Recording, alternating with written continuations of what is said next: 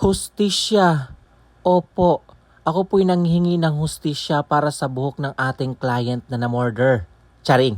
Alam nyo ba mga sis, regular client ko na to since 2020 pa at maraming beses ko na to siyang nireband.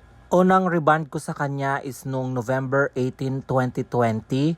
Then sinundan naman noong January 25, 2022 at nasundan pa ulit noong March 9, 2023 mga sis. So yan yung mga gawa ko mula noong 2020 na merong mga feedback and after wash result mga sis.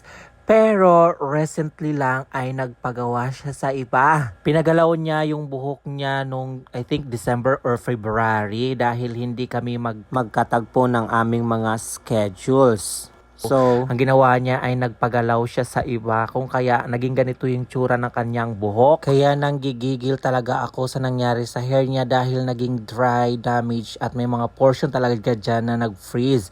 Halos kalahati ng kanyang buhok ay nag-freeze kaya sabi ko nga baka kailangan na natin itong putulan. Pero as much as possible, isi-save natin yung hair mo na hindi nga siya maputulan ng mahaba dahil from the start na nireband ko siya ay laging mahaba ang aming or ang kanyang buhok or hindi ko talaga siya pinuputulan ng mahaba.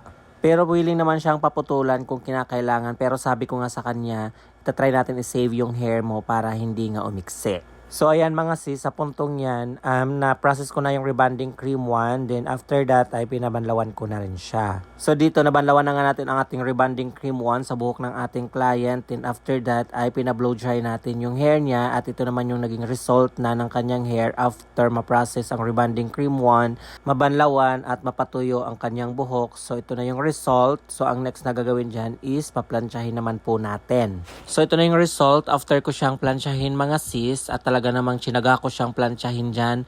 Most especially dyan sa mid to end parts ng kanyang hair dahil yan po talaga ay sobrang durog na. So after namin mag-iron ay in-apply naman po natin yung kanyang neutralizing cream. Then pinases natin. After that ay pinabadlawan na rin po natin. After mabanlawan ang neutralizing cream, sinunod ko in-apply dyan yung kanyang mga treatment which is the cysteine treatment and sinamahan ko na rin ng keratin treatment just to make sure na mabuhay lang yung buhok niyang na-murder. After ma-process lahat-lahat ng mga treatment na nilagay natin, ngayon nagpo-proceed na tayo sa pagbo-blow dry para makita na natin kung nabigyan ba natin ng justice yung buhok ng ating client na na-murder nga yung hair sa ibang mga kamay. At alam nyo ba mga sis, habang nagpapatuyo kami dito sa buhok ng aming client, sinabihan ko na siya na maaring hindi na maputulan yung hair niya kasi feeling ko na isalba ko naman or nabigyan ko ng justice yung buhok niya na ma-restore or maayos.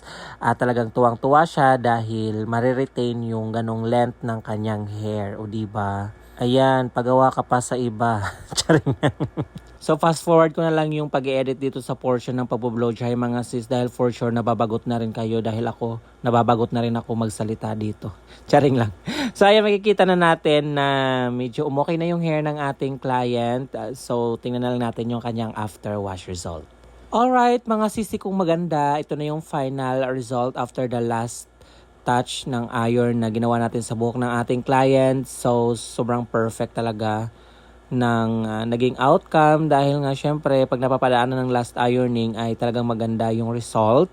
Straight yung hair ng ating client at wala kayong makikita dyan ng bakas ng kahapon. Pero may mga dryness dyan, mostly dyan sa mga ends. Kaya sinuggest ko na yun na lang ang putulan namin. So hindi ko na siya gugupitan ng mahaba para mahaba pa rin yung hair niya. So tingnan naman natin yung kanyang after wash result mga sis. And ito na ang ating client sa feedback and after wash result mga sis. So sabi ng ating client sobrang lambot niya talaga at ang dulas. And nag-recommend naman ako sa kanya na alagaan na lang niya ng treatment. Then once na nagpa-color siya next time ay mag-follow up treatment na lang din siya dahil nag-suggest ako na to follow up na lang yung color since bago pa lang naman ang kanyang hair color. So ito naman yung video ng kanyang hair after wash result. Oh my God, lalong gumanda ang hair niya nung nabanlawan. Shiny, straight at wala nang dry sa hair niya and talagang nabigyan natin ng justice yung buhok niyang na-murder. So, advice ko lang din sa ating mga client dyan, kapag meron kayong nahanap na stylist na gumanda ang inyong mga buhok, please lang, mag-stick na kayo doon at wag na kayo maghanap ng iba kasi may chance or may possibility talaga na maiba na naman yung outcome kasi baka mapunta na naman kayo sa maling mga kamay. Charing lang. So, and that's it for this video, hair transformation mga sis. What do you think with this hair transformation? Please comment your thought below and don't forget to like, share, and follow our page Charing for more hair transformation. And this is Charing saying have a great hair day. Always mga sis, 11 sa our next video. Bye!